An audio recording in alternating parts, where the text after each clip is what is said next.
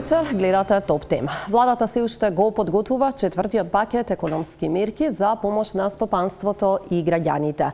Во ситуација кога економијата забележа пат од 12,7% во вториот квартал.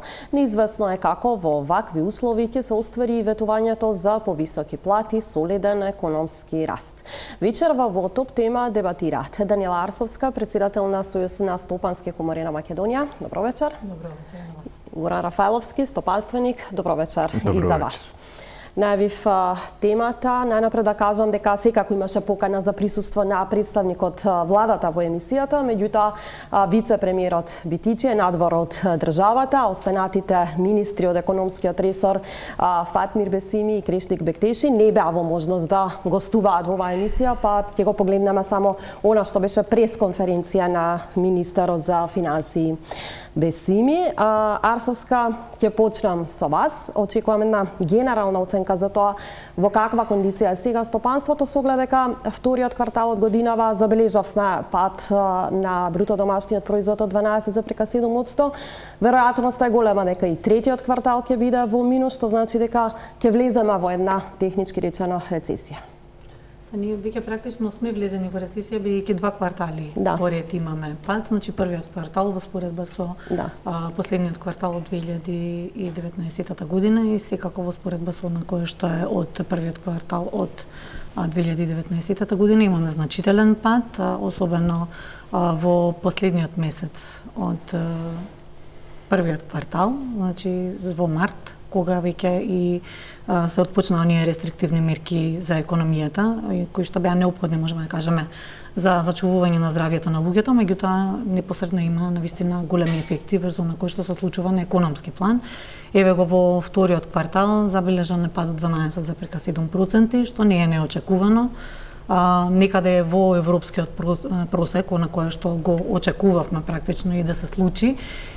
И беше очекувано дека ќе има ваков пат, меѓутоа и беше очекувано и дека ќе има и поголем пакет на економски мерки кои што ќе дадат некаков фискален стимулус да можеме во наредните два квартали да се вратиме, барем ако не постигнуваме никаков развој, барем да имаме некаков раст, односно да се вратиме на оно како што сме биле и претходно. Не знам дали тоа ќе успееме да го оствариме во третиот квартал. Се надеваме дека нема да ни се прелее, не дека се надеваме дека известно дека ќе се прелее во 2021 година и затоа и оние мерки кои што ги доставивме до владата се однесуваат на тоа да следниот четврт пакет на економски мерки кои што би требало да бидат донесени, треба да бидат стрикно таргетирани за помош на стопанството, односно да стигнат на сметките на претприемачите, да не бидат стрикно фокусирани исклучиво кон стимулирање на потрошувачката. И дефинитивно пакетот треба да биде посеопфатен и во секој случај поголем.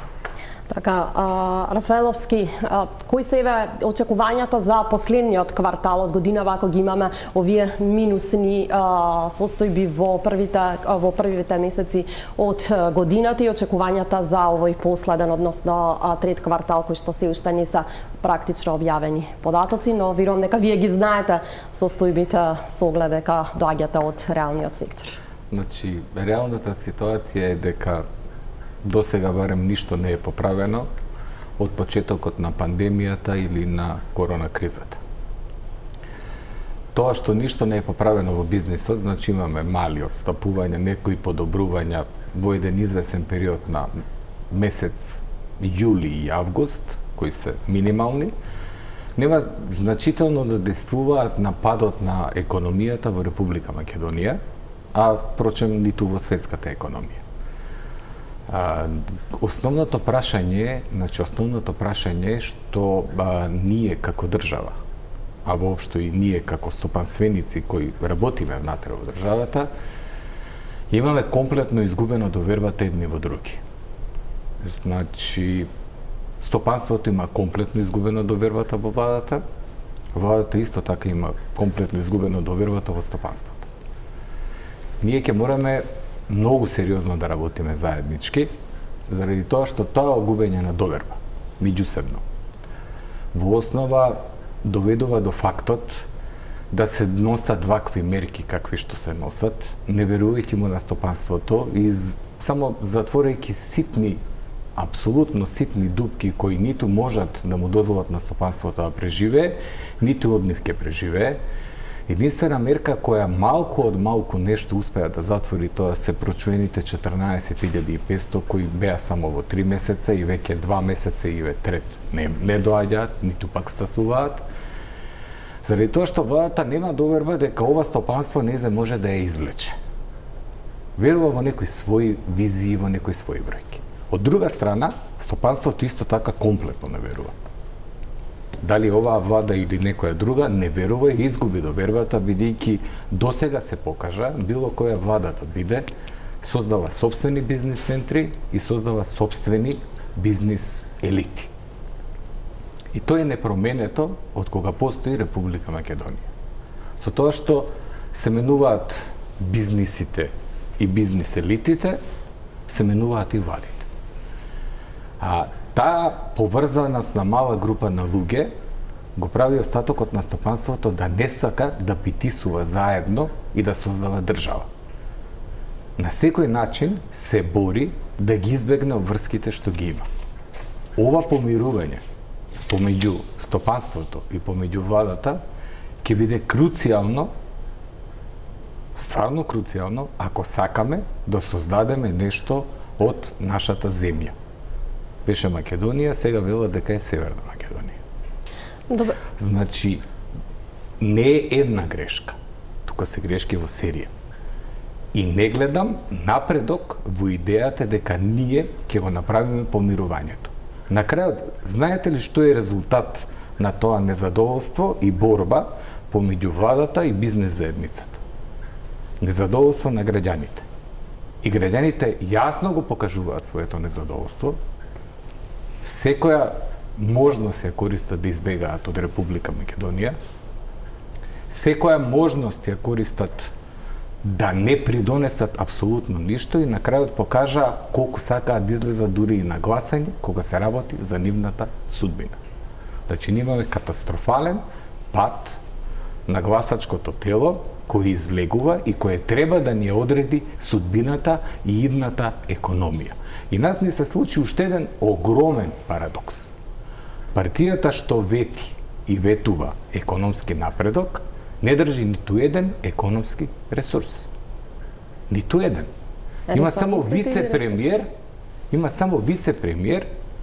во кого што веќе кажав, имам страшна доверба дека ќе даде се од себе. Но какви ќе му бидат можностите, ќе видиме, бидејќи на другата страна има министри за финанси, министри за економија, министри за екологија, каде што би се врзани апсолутно сите економски параметри што ќе следуваат во Република Македонија. Зошто не верувате дека тие ќе може да дадат позитивни? Не, јас не велам дека тие нема да дадат.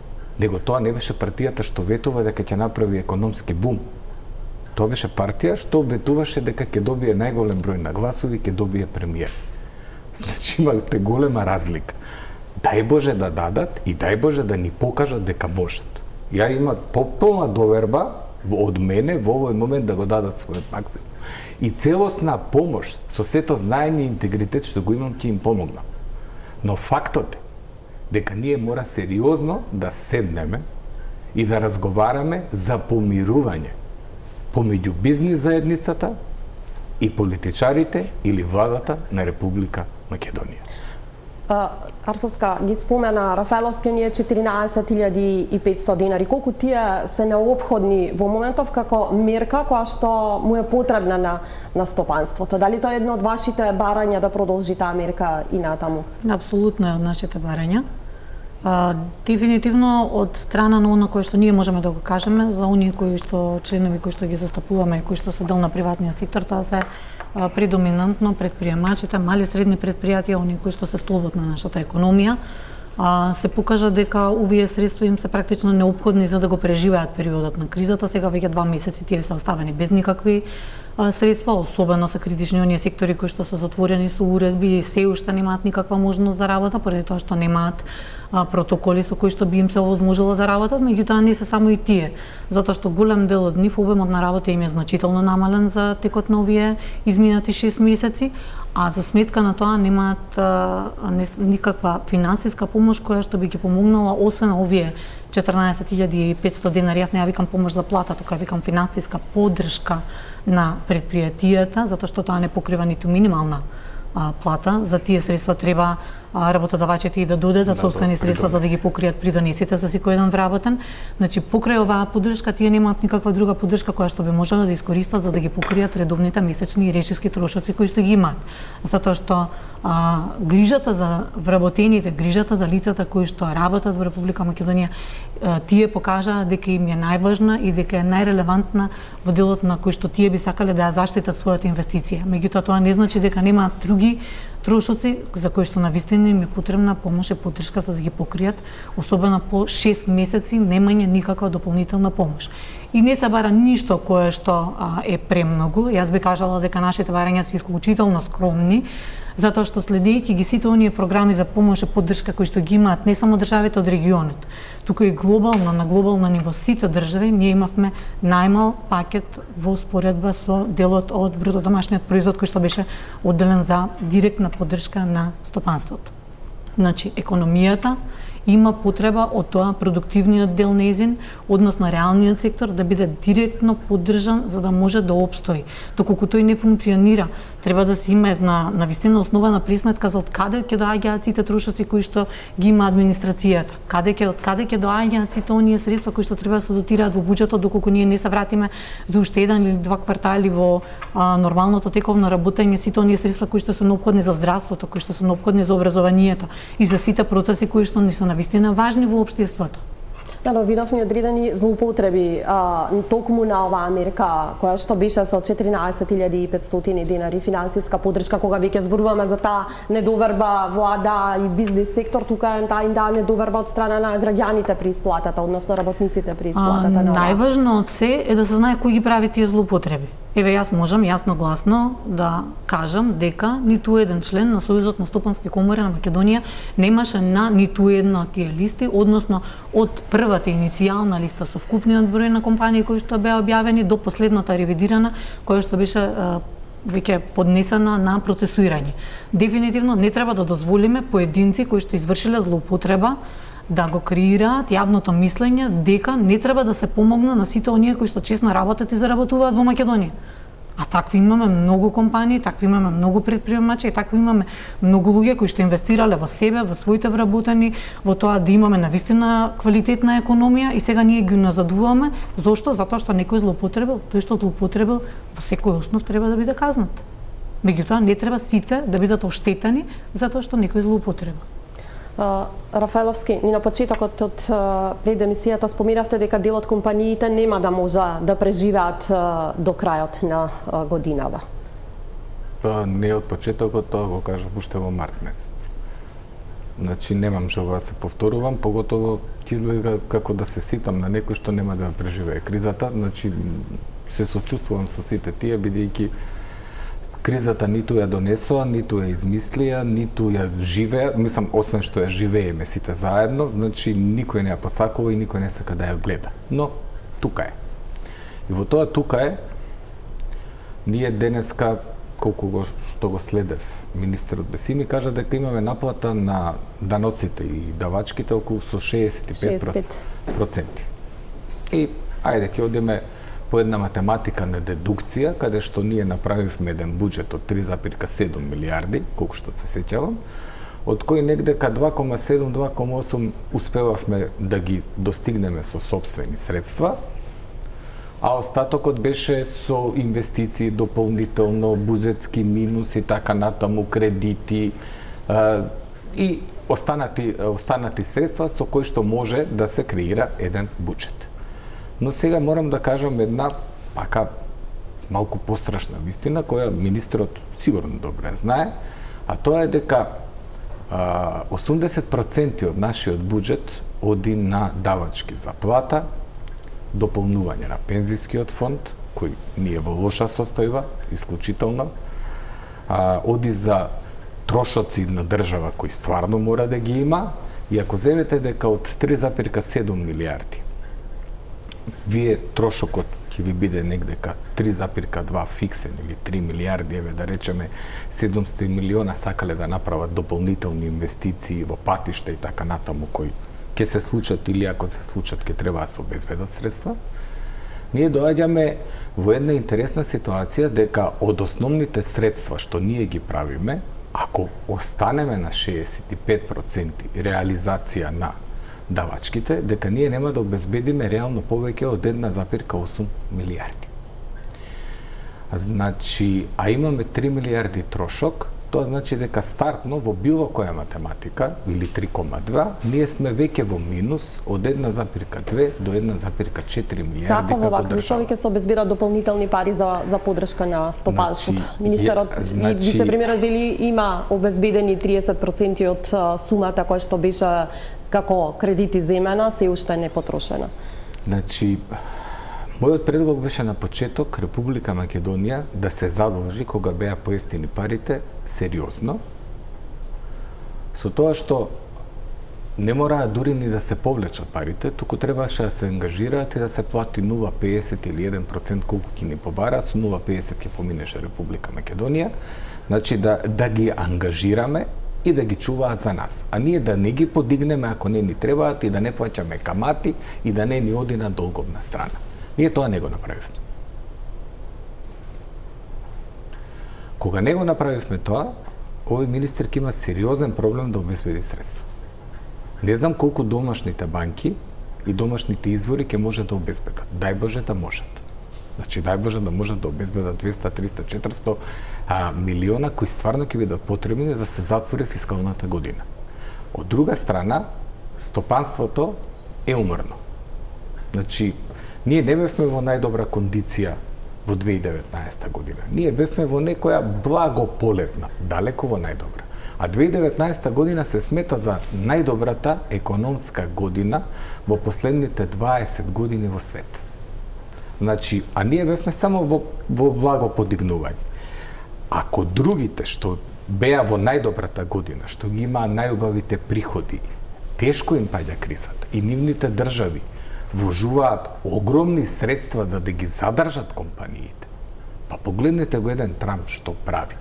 Значи, еден Трамп постојано пумпа пари внатре и американската берза нешто не падна, туку обстанува сериозно и на повисок индекс. Погледнете, сигурно е дека Тесла не произведува повеќе возила, ниту пак продава, него вели дека тоа е нивни производ и граѓаните треба да веруваат во него и порасна и во акции и порасна и во вредност. Значи, тоа е вистинско застанување позади стопанство и позади гледање како да остане и да биде најголема и најмоćна економска држава.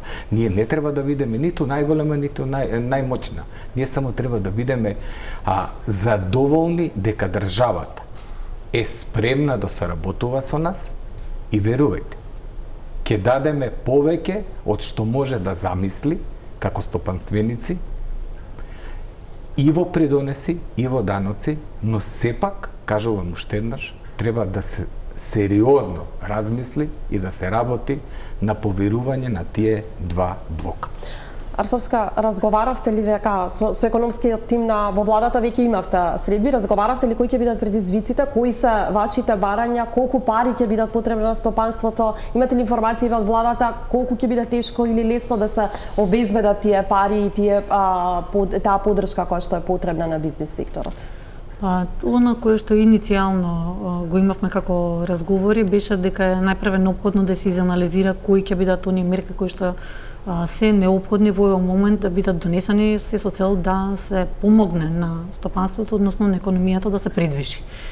Ние тие мерки ги доставивме и искрено се надеваме дека со нужно внимание ќе бидат разгледани, затоа што навистина се, како што напоменав и на почетокот, навистина се скромни, навистина се сите базирани врз основ на она кое што е реално барање и кое што е реална потреба на предпријатијата кои што работат во реалниот сектор, односно во економијата, и она кое што ние го гледаме е дека треба во овој момент едноставно да не се гледа на тоа како на трошок. Туку треба да се гледа како една инвестиција во еднината, инвестиција во сите оние кои што досега дисциплинирано работеле, заработувале, си ги плаќале своите даноци во Македонија. Сега дојде денот кога треба да им се помогне за да се задржат и да опстојат на пазарот, се со цел пост оваа инвестиција во нив, тие да можат да ја вратат на државата и да направат што е можно повеќе, меѓутоа тоа ќе може да го направат само доколку обстојат. Ние се уште не сме стигнати во фаза на оправување, за жал. Предпријатијата се уште во фаза на преживување.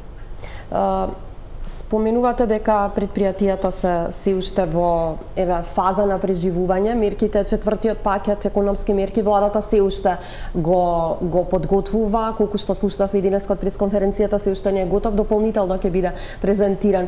Колку е важно тој да стигне веднаш сега кај стопанството, или можеме повторно да се најдеме во онаа ситуација кога власта и бизнис секторот како на почетокот на годината ќе се обвинуваат за доцнети или навремена реакција во бизнис, во стопанството? Најпрвен треба да се има предвид дека таа е веќе задоцнета. Зашто го кажуваме ова? Не би требало да има никакви реакции, затоа што ние до овој момент бевме свесни дека имаше техничка влада, дека имаше политичка неизвестност, дека бевме во фаза на избори. Кога сме во фаза на избори, секогаш процесите економски се забавуваат и не е тоа ништо ново, меѓутоа па ние сме во фаза на избори константно, секоја година, веќе и следната година не престојат локални избори. Така да во тие периоди секогаш економијата се забавува, секогаш инвестициите се намалуваат, секогаш има неизвестност и не знаат предпријатијата што ги очекува и затоа ги намалуваат своите планови, кои што грешката е што не се долгорочни. Меѓутоа не се долгорочни затоа што ниту планирањето на државата не е долгорочно. Во делот на даночните политики, во делот на село на кој што им е потребно на предпријатијата за една стабилност, најпрвен треба ние да имаме една долгорочна стратегија за развој на приватниот сектор, која што ние во 30 години независна Македонија ја немаме и на која што апелираме секоја година. Веруваме дека доколку се превземат одредени чекори да се направи ова, дека сите овие процеси прво ќе бидат подолгорочни, меѓутоа и ќе бидат развојни, а не само да се целат на тоа само секој месец да се преживе, односно да се направи нешто за да може да се помине месецот. И важно е да се знае дека беа трпеливи предпријатијата, 2 месеци веќе немаат никаква помош. И тие не протестираа, знаеа дека такви се можностите, односно неможностите, бидејќи немавме институции кои што можат да ги спроведат сите оние работи кои што се нивни барања. Сега веќе имаме функционални институции и се очекува да помогнат итно, неодложно.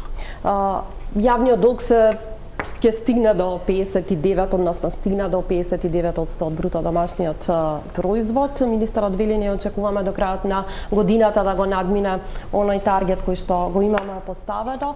Како во вакви услови ќе се обезбедат пари за стопанството, за помош на стопанството, и дали може да се очекува на тој начин да бидат дизајнирани со оглед дека тогаш се наоѓавме во една фаза на предизборие, па на некој начин може да се каже дека можеби имаше малку повеќе пари за стопанството?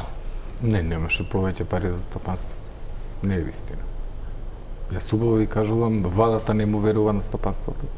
Владата си ги даде парите на граѓаните со ваучери. Владата си ги даде парите на граѓаните. Ваучерите се ипак се подршка за туристичкиот сектор. Значи колку се искористени, знаете? 38%. Значи за кого? Подобро да им даде на хотелите пари вместо ваучери. За кого? Значи, ако сакате да му помогнете на стопанството, му помагате со пари, со средства и ќе одлучите. Тие што сте ги затворили и сте криви зашто сте ги затвориле, во ситуација на пандемија им велите не смеат да работат, нив ќе им го платите тоа што за да може да обстанат, а тие што не сте ги затвориле, заради тешкотиите и пандемијата не може да функционират и секаде во свет не функционираат. Вие знаете дека Sony со нарачките првпат во живот секаде касни до 60 дена. Не се случило на Sony, тоа е случајно. Од Јапонија. Значи, ајде да тргнеме од реални параметри. Треба да се дадат пари. Јас не велам парите стопанството да не ги врати. Тоа никогаш не ми паднало на памет. Но ќе се даде кредит, ќе се направи план што му е потребно, ќе се направи сериозна стратегија каде ќе треба да се дадат парите, некаде и нема да може, нема да треба, тука нема лутиш, ќе се снаоѓат на друг начин и ќе се обезбедат средства кои што ќе ги добие стопанството и ќе ги врати во зависност од големината и количината, тие што ќе инвестираат во нов дополнителен бизнис, бидејќи сега е вистинско време, значи криза или нов почеток, како сакате. Значи зборот има исто значење. сега е вистинско време кога се застанато вие да инвестирате. Никој не му кажа на стопанството, ние ќе застанеме позади тебе. Ако ти имаш идеја за нова инвестиција и нов бизнис, посериозен, ќе застанеме позади тебе и тој кредит ќе го превземе државата 10 години како гарант, а ти ќе го вратиш после грейс период од година или две и ќе го враќаш во период од 8 години. Не може да се плати данок на добивка. Нема проблем, нема да се плати една година, не повторно да се тераат луѓето да се плаќаат, па да пишуваат пријави и изјави дека треба да го дека дали може да им го разложат на 12 рати и така натаму. Значи, вие во најтешката ситуација на економијата, што се случува, бидејќи оваа криза е здравствена, али е страшно економска и оваа криза е и психолошка криза. Луѓето се воглавном нервозни. Експлодираат луѓе кои никогаш во животот не експлодирале. Се караат луѓе кои никогаш во животот не знаеле да повисат тон, се караат. Оваа криза на затворање и наменување на светот во некоја нова приказна која поготово на најголемиот дел од населението е непозната, прави нестабилност и несигурност секаде. Стопанственикот, бизнисменот, кога е несигурен, се затвора во себе. Тој не гледа каде би продолжил понатаму, туку гледа во една чаура да обстане. Затоа кажувам дека ние никогаш сериозно не седнавме да зборуваме каде ќе треба да отидеме со помошта, колку вистински ќе треба да се даде помош, па голема работа ако сме го надминале 5,9 милиарди. Мајко моја. Значи, или 59, значи, не сакам ни да дискутирам. Ако ние на први можеме да го сервисираме тоа како држава, не е важно колку сме должни. Можеме да сме должни 2 денара, не ги сервисираме, имаме проблем. Должни сме 2 милиарди, ги сервисираме, немаме никаков проблем. Значи, пазарната економија не познава голема задолженост. Пазарната економија познава сервисирање и несервисирање редовно на долгот. И од таа причина на стопанството овој пат ќе треба да му се помогне со сериозна количина на пари.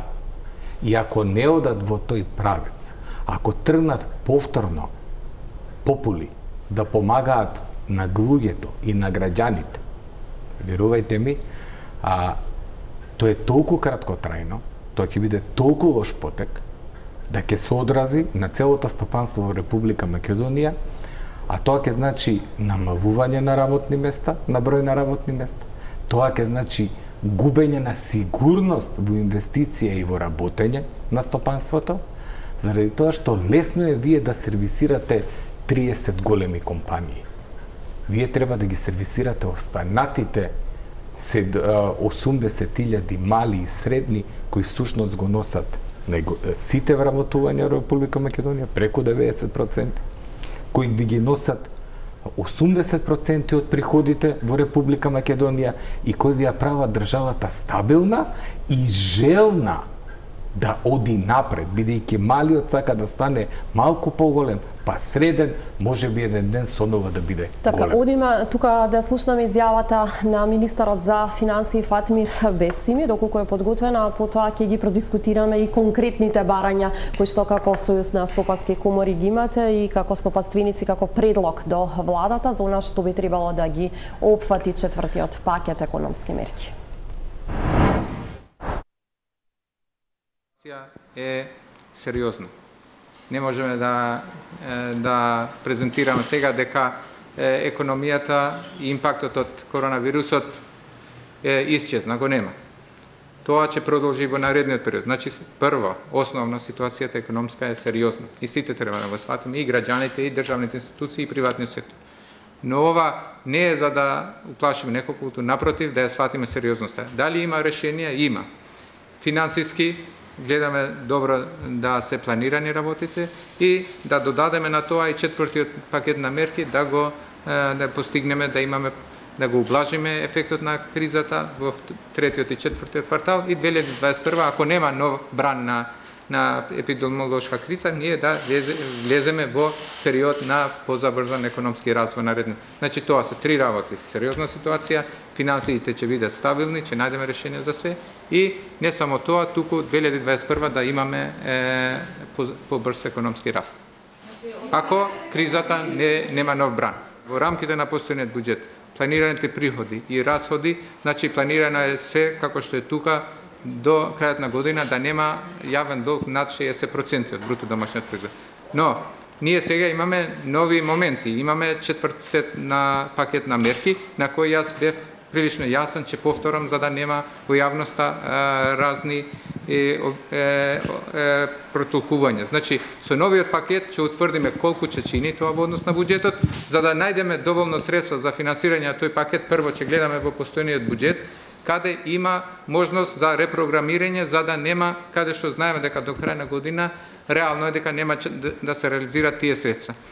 Тука ќе имаме репрограмирање, доколку тоа нема доволно, доколку тоа не стигне за реализација на целиот пакет, во буџетот и во рамките на досегашното планирање има простор до дополнителни 60 милиони евра на домашен пазар, како што е предвидено, да не се зголеми буџетскиот дефицит и друго. Но за сите овие работи јавноста и вие ќе бидете информирани од како ќе се дефинира сетот на мерки. Сега повторувам, значи дека тоа што ќе го има јавноста од нас, можеби во некој момент, како што вие прашувате сега, нема денес да ја добиете информацијата, но нема да добиете никако погрешна информација. Ако денес ние не можеме да дадеме точна информација, нема да спекулираме со бројки, туку таа информација ќе ја добиете навремено во момент кога Министерството ќе има јасни проценки и кога ќе одиме пред собранието, доколку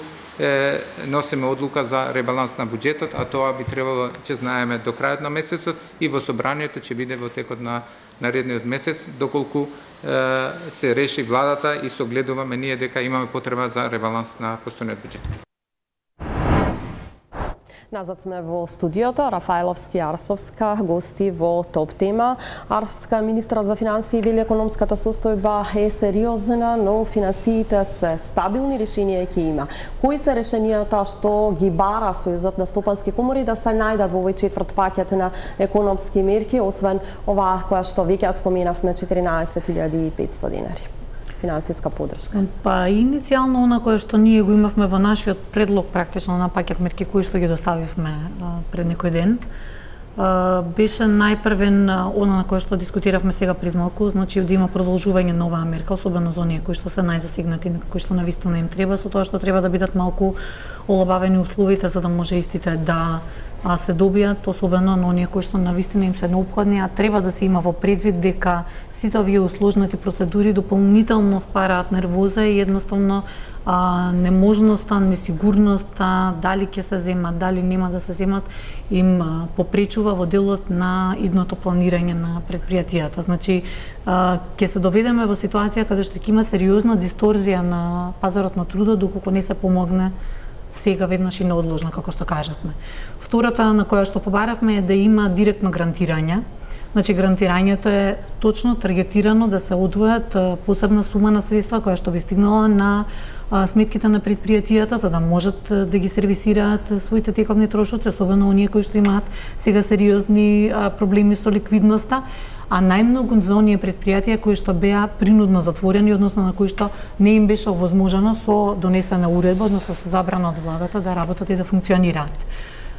Дел од другите барања кои што беа доставени, кои што треба да се преформулираат во еден вид на економски мерки, се да има квалитетно репрограмирање на кредитите на кои што го имаат во овој момент како обврски предпријатијата, значи треба да се помогне особено на оние кои што вработуваат поголем број на лица предпријатија да може да го премостат овој период, затоа што доколку се доведе до тоа вакви компании да затвораат, свесни сме дека бројот на невработени толку рапидно ќе порасне, а кризата која што ја очекуваме во овој втор бран, верувам дека најсилно ќе биде во месец октомври.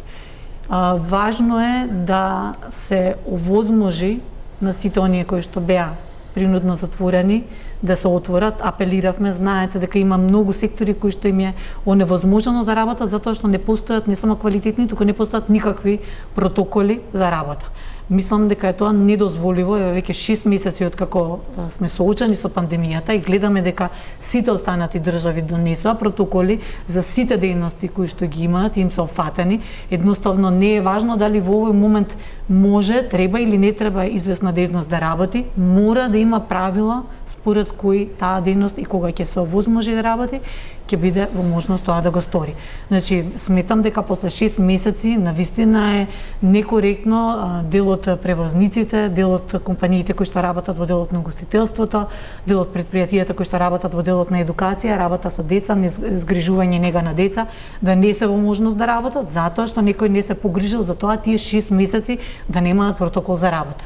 Па доколку нема наши лични капацитети, човечки капацитети да се направат овие протоколи, тогаш едноставно нека се пресликаат примерите од околните држави или пошироко од државите во Европа и нека им се овозможи на луѓето барем да имаат правила според кои што тие ќе работат.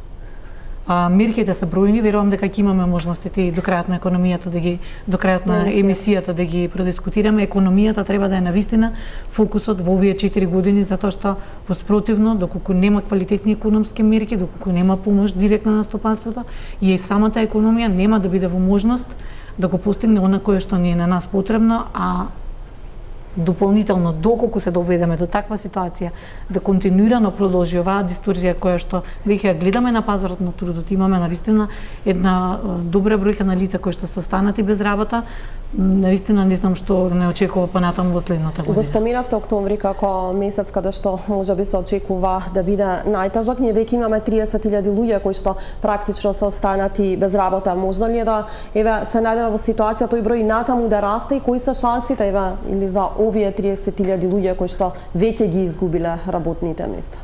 Тој број секако ќе расте затоа што треба да се разбере дека предпријатијата континуирано беа во очекување на тоа дека во моментот кога ќе се формира владата, дека на нив инстантно ќе им биде помогнато не затоа што се сака, туку затоа што така треба.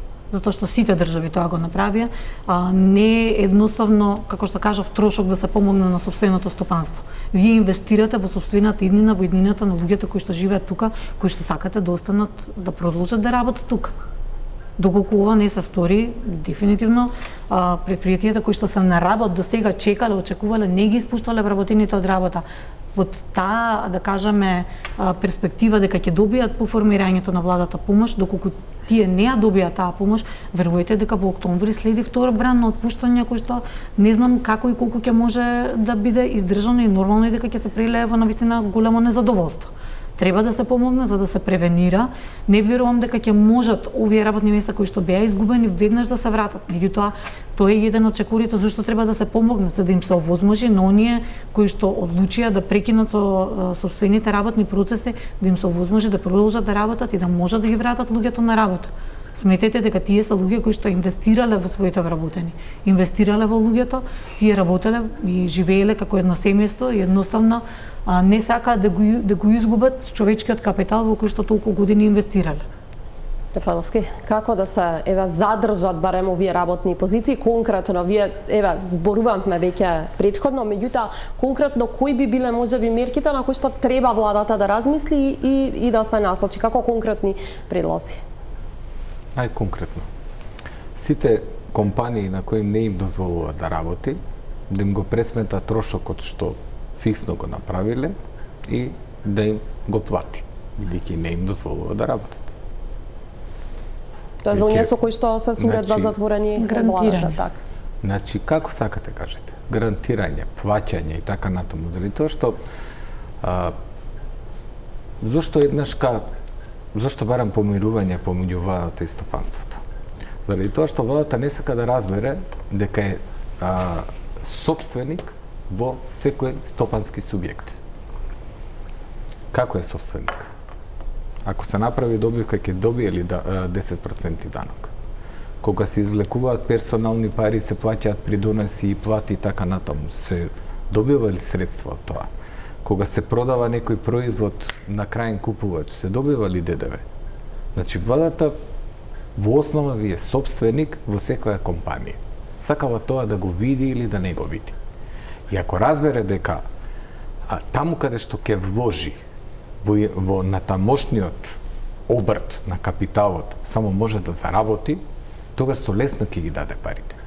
Дали ќе ги даде како грант, дали ќе ги даде како кредити, дали ќе ги даде кај помош, како што велам, кај оние што ги затворила, треба да направи пресметка што стварно потрошиле тие компании или ќе би потрошиле, не треба заработувачката да им ја даде, него да им ги покрие основните трошоци заедно со севработените, додека биле затворени, бидејќи се затворени, зашто државата кажала дека не може да работат заради пандемијата, а во меѓувреме не направила протоколи да ги пушти истите да работат.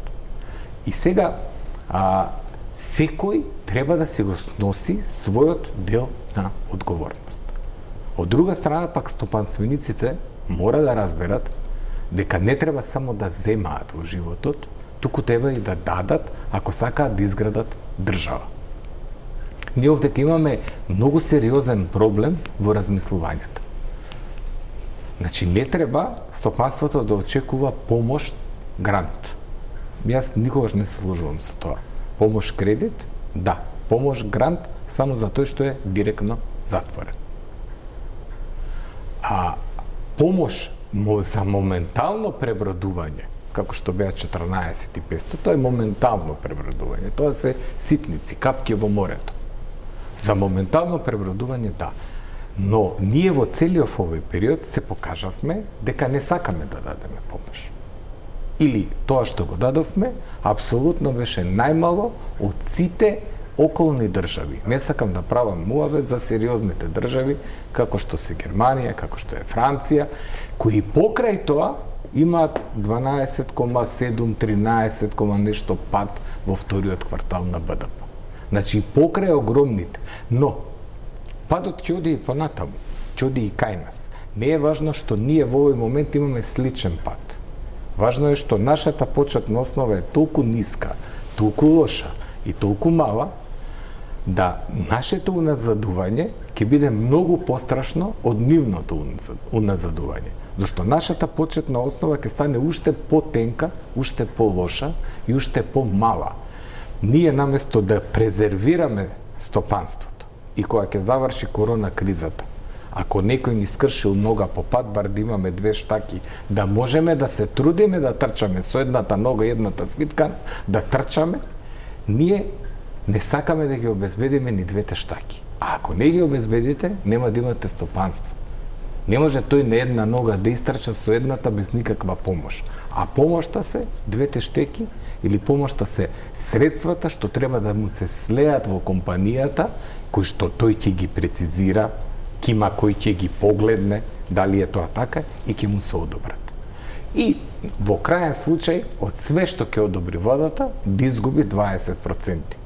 На крајот, останатите компании кои останале здрави ќе произведат повеќе средства, ќе ја покријат таа загуба и ќе направат просперитет, оној што ни е потребен во Република Македонија. Иначе, како директно, мора да се дадат подитно, уште во месец октомври, средства слободни за компаниите без многу условувања.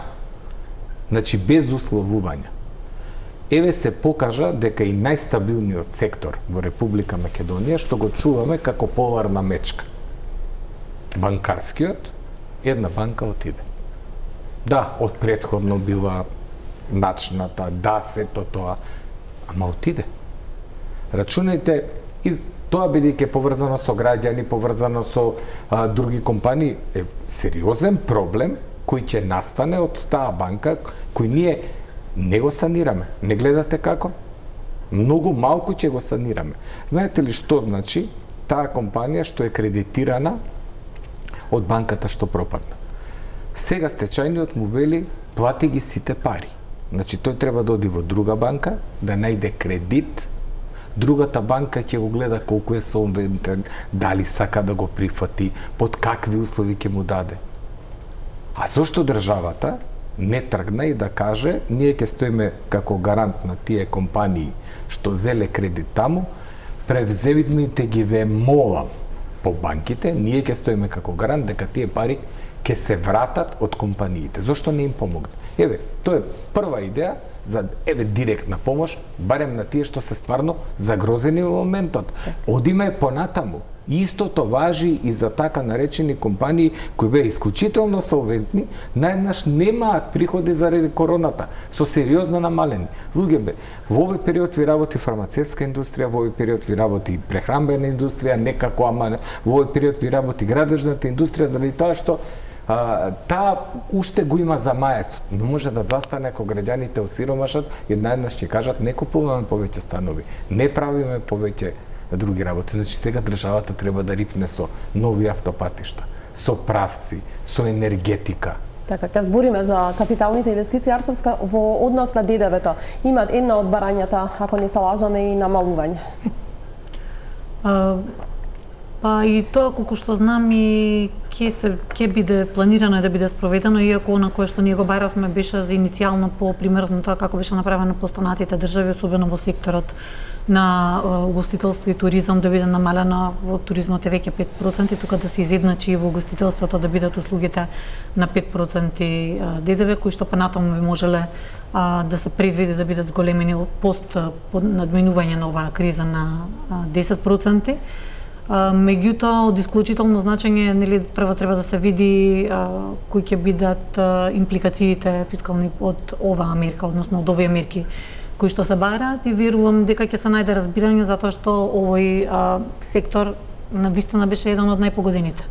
И континуирано ќе биде од најпогодените затоа што едноставно се додека се границите затворени и сите оние кои што работеле на дојдовниот туризам нема да бидат во можност да работат, ќе работи само туризмот во рамки на Македонија. Прашање колку граѓаните ќе им биде приоритет практично да одат на одмор, а веќе завршува и сезоната, така да овие предпријатија се навистина во една незавидна состојба и треба да им се помогне за да опстојат, како би можеле понатаму да ја пребродат ета оваа година и да дочекаат следната сезона барем колку толку подготвени и ликвидни за да можат да продолжат со работа.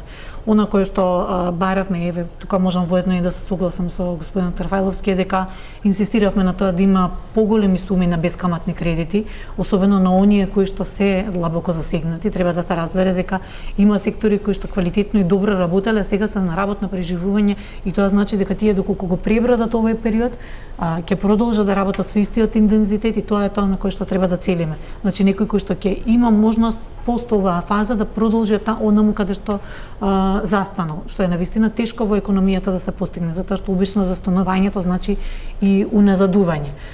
Треба да се зголемат овие средства, треба воопшто и колачот кој што ќе биде доделен на стопанството да биде зголемен, да се смета нова како еден вид на инвестиција во предпријатијата, а би требало да се направат реформи во она кое што досега ги оштетувало и сметам дека оваа криза е навистина добар момент да се превземат системски, ама квалитетни системски мерки да се сузбие она кое што го мачи стопанството, сивата економија.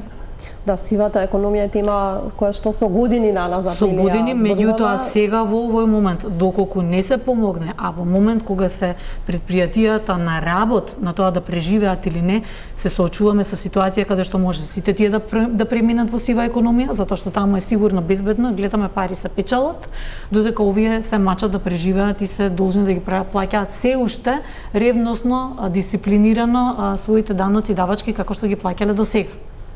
Треба да се укинат оние аконтативни плаќања на даноците. Нема зошто данокот на добивка во години на криза да се плаќа аконтативно. Кои се тие компании кои што ќе пресметаат добивки на крајот на годината? Верувам дека таа пресметана добивка, пост пресметките ќе си имаат рок соодветен да се уплата, дали тоа ќе го направат на рати или како го да има начин како тоа истото да се изменаџира. Меѓутоа нема зошто однапред да им ги зимате парите на луѓето кои што знаете дека тие нема да ги соберат за да ги платат. Треба да се укинат особено оние камати кои што гледаме дека им се наплаќаат на предпријатијата во услови на криза. Безсмислено е на луѓето кога знаете дека се во неможност не поради своја вина да ги плаќаат тие побарувања, вие да им пресметувате камати. Мислам, навистина е нехумано да овие каматни стапки кои што значително се намалија, меѓутоа сепак се пресметуваат, постојат. А вие знаете дека тој не поради своја вина не може едноставно не ликвида, не сака да ги плати, меѓутоа нема да му ги пресметувате. А од друга страна имате 38 скоро 40% сива економија во државата кои што прават и печелат милионски профити кои што не дотираат ниту еден денар. Значи мора да се најде начин како да се стави соодветен систем, да се поврзат системски институциите, УЈП со царина да бидат соодветно поврзани, да може да се следат тековите на пари, да може да се следат пратките кои што влегуваат и излегуваат од државата и низ државата да може исто така да се следат, едноставно да се стави крај на ова кое што сега веќе во криза е алармантно. Ако досега беше дел кој што зимаше од економијата и од државата 40%, сега веќе алармантно затоа што ќе се зголеми рапидно и тоа од оние кои што биле дисциплинирани плаќачи. И парафискалните давачки се оние на кои што постојано алармират. Да, точно е тоа. Меѓутоа, она кое што можам да кажам дека го поздравивме е што владата и пред изборите го стави намалувањето на парафискалните давачки во сопствената програма и сега веќе во програмата на владата, така да верувам дека тоа значително намалување како исполнување на нашата барање на вистина ќе им помогне на предпријатијата, особено ако имаме предвид дека парафискалните давачки во вкупна сума беа поголемо оптоварување во голем број на случаи и од самите даночни побарувања кои што ги имаше државата од предпријатијата. Така да значаен чекор е ова, верувам дека доколку се реализира и доколку се реализира брзо, ефикасно и ефективно, дека ќе придонесе до тоа да се спаси дел од она кое што компаниите го имаат како трошок, а досега им бил непредвиден. Така, одиме тука кусо со реклами, потоа се враќаме назад во студиото.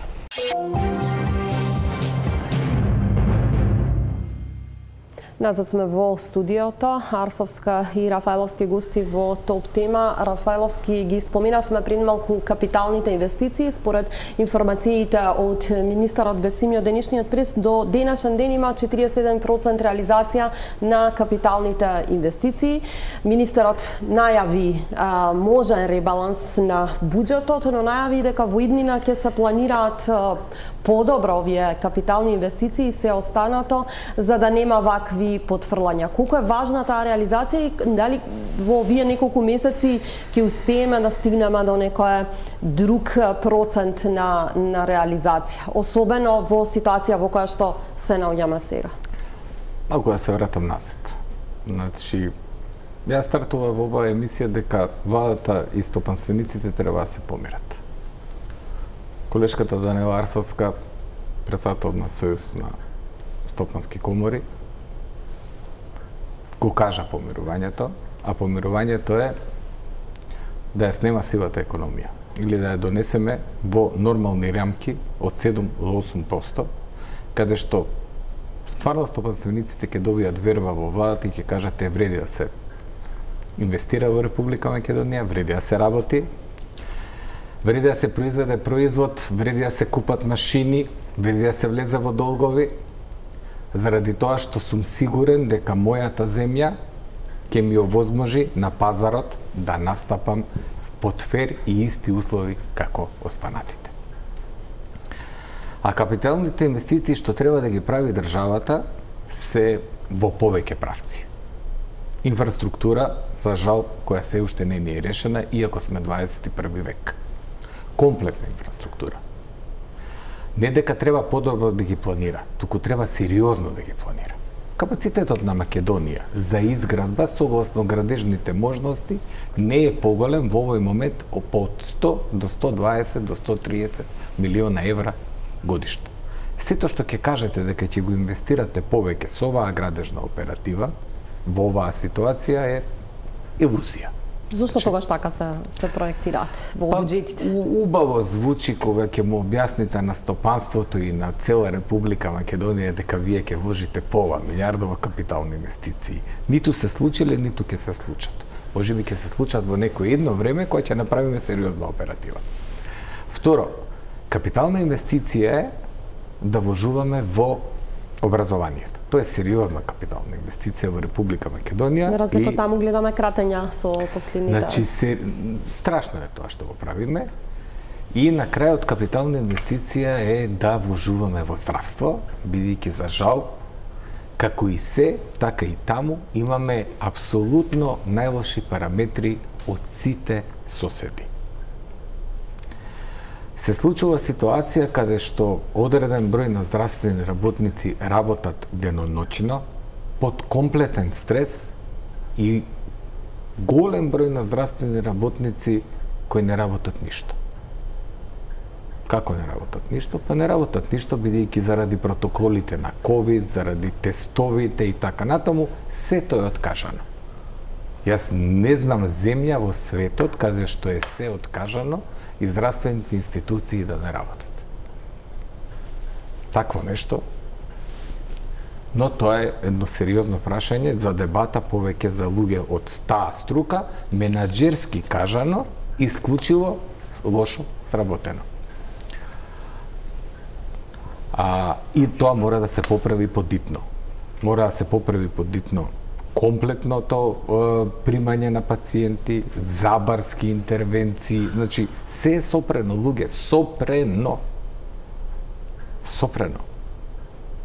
Луѓето немаат, јас имав проблем со вработен, едва и влезе за да го оперираат, за интервентна операција се работеше. 6 дена се чека за интервентна операција.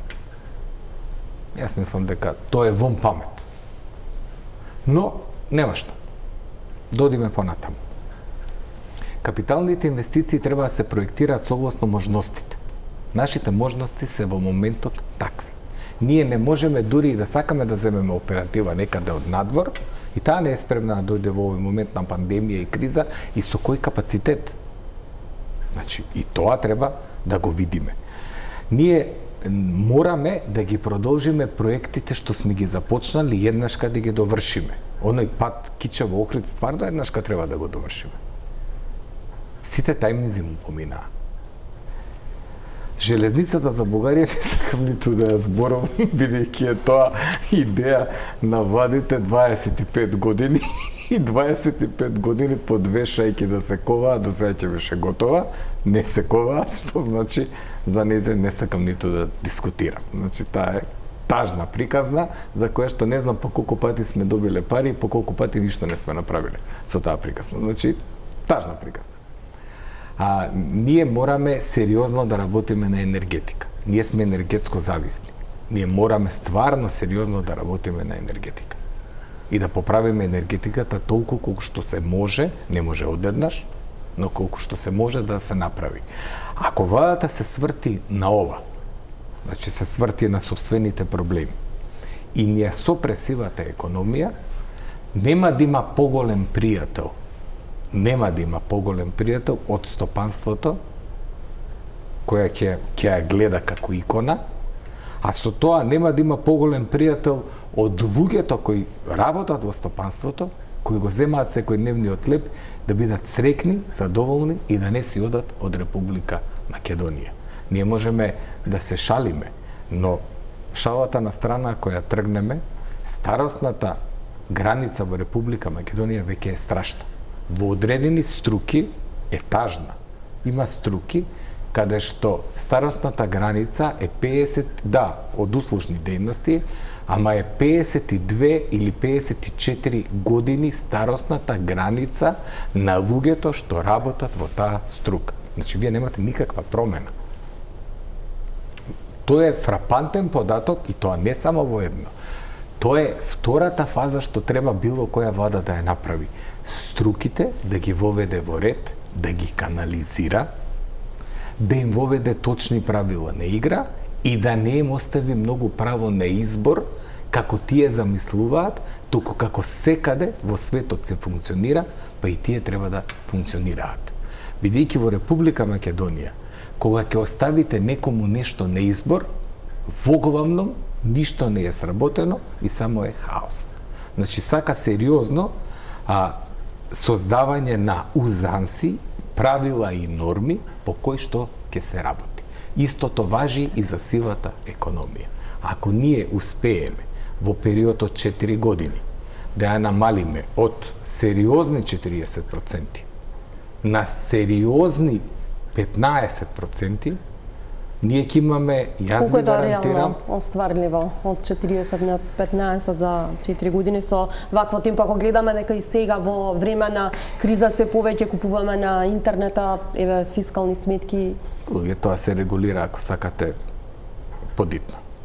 Значи, за да регулирате тоа, треба да регулирате луѓето што работат директно ја пресметуваат таа струка, таму да ги регулирате и да бидат не само во струката, туку и да одговараат за податоците што ги даваат према државата. Тоа е една од регулациите.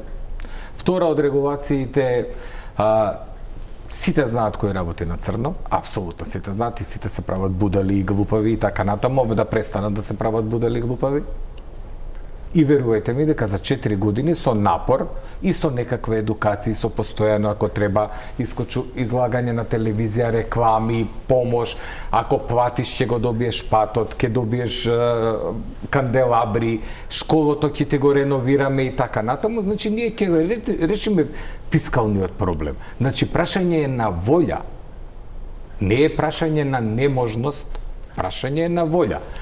До сега волја се немало.